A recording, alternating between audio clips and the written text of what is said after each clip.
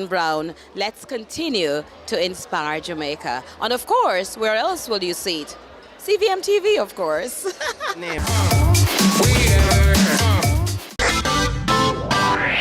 Every dream conquered is another dream gained. I land and I fly again like a jet plane. Headed straight in your direction, 'cause I'm wiser, one step closer.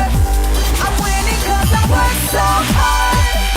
And the music keeps on playing, and the people them I say we are my show tonight. Oh, what a feeling!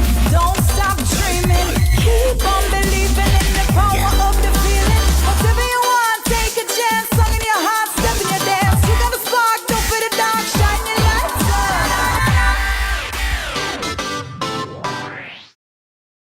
Need to estimate your duty?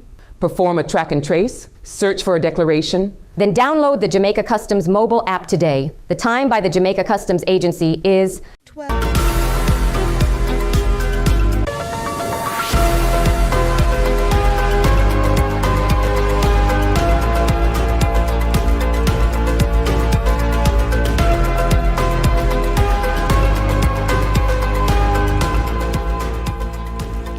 Thanks for joining us for CVM News at Noon. It's Thursday, February 5, 2026.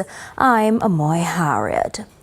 We begin with news that a March 6 sentencing date has been set for former St. Mary Western Member of Parliament Jodi-Ann. The 52-year-old pleaded guilty to manslaughter and using a firearm to commit an offense in the shooting death of his wife, Melissa. His guilty plea was accepted by the Chief Justice Brian Sykes in the gun court sometime after 10 Thursday morning.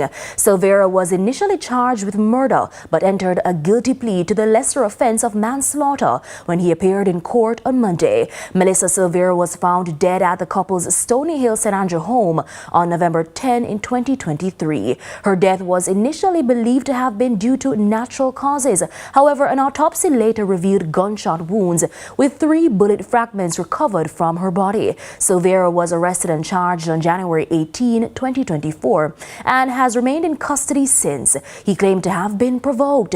Now, the matter closed to the public in accordance with the Gun Court Act, which prohibits media access to certain courtroom sessions. King's Counsel Peter Champagne and attorney at law Patrice Riley represent Silvera. We'll have more later on in CVM News at 7. A female student from the Green Island High School in Hanover is nursing a wound to the head sustained during a frightening incident on the school compound on Tuesday. It's alleged 2 students were involved in a physical confrontation, one of whom was reportedly being mocked by a group of other students. He allegedly reached for a hammer and threw it at the group, hitting the female student in her head. The injured 13-year-old was rushed to hospital where she was treated. The Green Island Police and the school administration are investigating the circumstances which led to the fight and the resulting injury to their schoolmate. Now, the Integrity Commission has rolled out a new monitoring framework aimed at strengthening oversight of government procurement linked to Hurricane Melissa recovery efforts. The framework is designed to track the award and execution of hurricane-related government contracts, conduct post-contract audits under emergency procurement arrangements, and assess how public, donor, and relief funds are being used during the recovery period. The Commission says the initiative will help identify potential red flags, assess high-risk areas, and evaluate the effectiveness of emergency procurement measures. Now, where breaches or irregularities are found, investigations will be launched and recommendations made to strengthen accountability and the management of public funds during national disasters. To support effective monitoring, all procuring entities are now required to tag hurricane-related transactions as, quote, Hurricane Melissa recovery, ensuring they are clearly identifiable and traceable. The move follows Hurricane Melissa's passage in October 2025 and a November 3 advisory from the Commission signaling its intention to deploy monitoring and investigative resources to address any acts of corruption or impropriety tied to hurricane relief efforts. The IC is also urging procuring entities, public officers, and members of the public to report any suspected irregularities or corrupt practices related to Hurricane Melissa recovery procurement through its established reporting channels. There are now 158 cases of leptospirosis across the island following Hurricane Melissa. The latest figures were announced by Director of Emergency Disaster Management and Special Services in the Ministry of Health and Wellness, Dr. Nicole Dawkins-Wright. She was speaking at the National Health and Research Conference on Wednesday. As is typical, when there's a public health fall from any incident, it's the last one to start to settle. So whilst we had a number for everybody else is going down, at 100 days post, our numbers were higher than the first number statistic that we had, even though we're doing better. So we're at 158 in terms of leptospirosis cases. Everett Warmington has been appointed to serve as a nominated commissioner on the Electoral Commission of Jamaica, ECJ, effective February 1. The recommendation came from Prime Minister and leader of the Jamaica Labour Party, Dr. Andrew Holness. Now, Mr. Warmington succeeds Tom Tavares Finson, who retired from the commission in January. He joins the other nominated commissioner representing the Prime Minister, Dr. Andre Franklin. Mr. Warmington is currently Member of Parliament for St. Catherine Southwestern. Now, experts say proposed amendments to the Cybercrimes Act are expected to strengthen protections online, particularly for children, while giving law enforcement broader tools to respond to digital offences. Senior advisor to the Ministry of Science, Technology and Special Projects, Trevor Forrest, and cybersecurity expert Christopher Record explain some of the key changes. There are new provisions in the amendments to speak to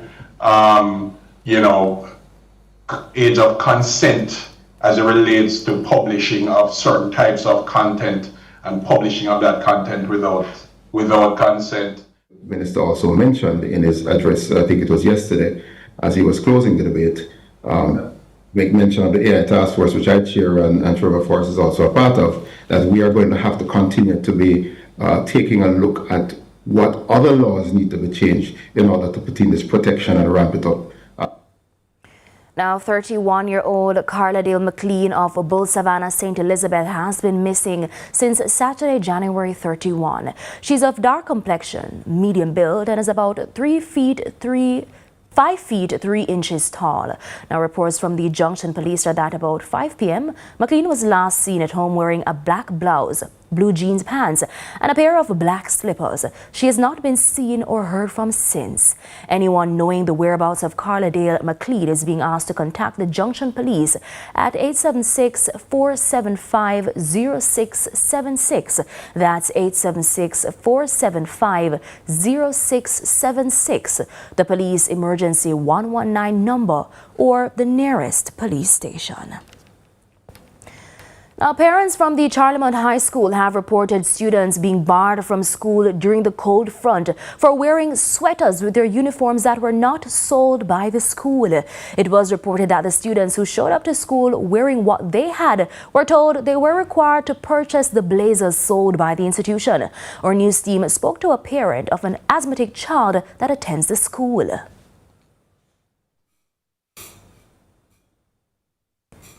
Now, the Education Ministry has instructed schools to allow students to wear sweaters amid cooler temperatures brought on by strong winds and a cold front affecting the island since the weekend. We'll have more in CVM News at 7. Now, the Jamaica Medical Doctors Association says it cannot guarantee normalcy as the University Hospital of the West Indies if the management of the hospital doesn't meet with it by February 11. The JMDA is calling for an urgent meeting to address what it describes as long-standing issues affecting doctors' compensation, staffing levels and patient care. Now, the association says it declined to attend a recently scheduled meeting after it was informed that only 1 hour was allotted to discuss more than a dozen concerns. The association has now given the hospital the new deadline of February 11 to convene a meeting. And we'll have more on this later on in our live segment during the newscast. And it's time now for a break, but stay with us. More when we come back.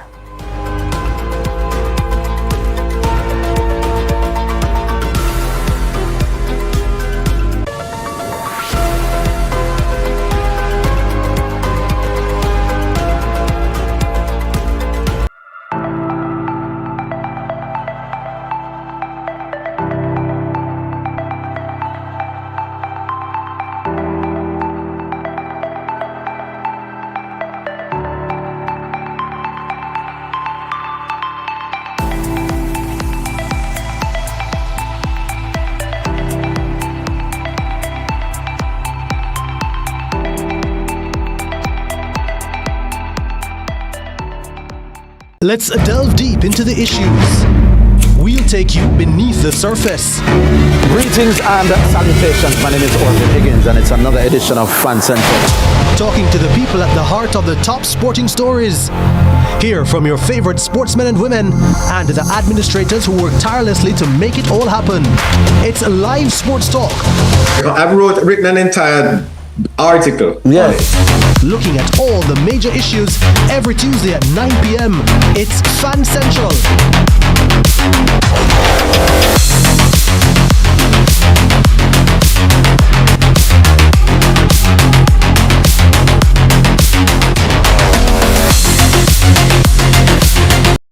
Tune in to Lead Story, weekdays at 6 p.m. Hosted by Jodi-Ann Quarry. Brought to you by Horizon, a new loan product from Access Financial Services.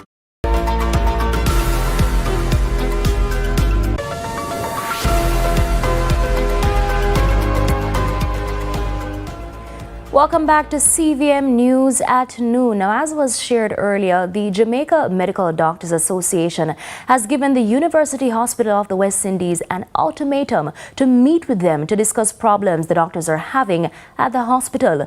To discuss these developments, we're joined now by President of the JMDA, Dr. Renee Badreau. Good afternoon, Dr. Badreau. Hi, good afternoon, and thank you for having me. So talk to us, what are the problems the doctors are having right now? Well, our problems are multifaceted. We have issues with regards to staffing. We have issues with regards to compensation. And quite troubling, we have issues with regards to patient care, safety, and the training of the region's doctors. What kind of efforts, if any, have been made so far to resolve the problems that you just mentioned? Well, the JMDA has been trying for many years, and especially during my tenure, we have been trying since 2024 to organize a meeting with the University Hospital.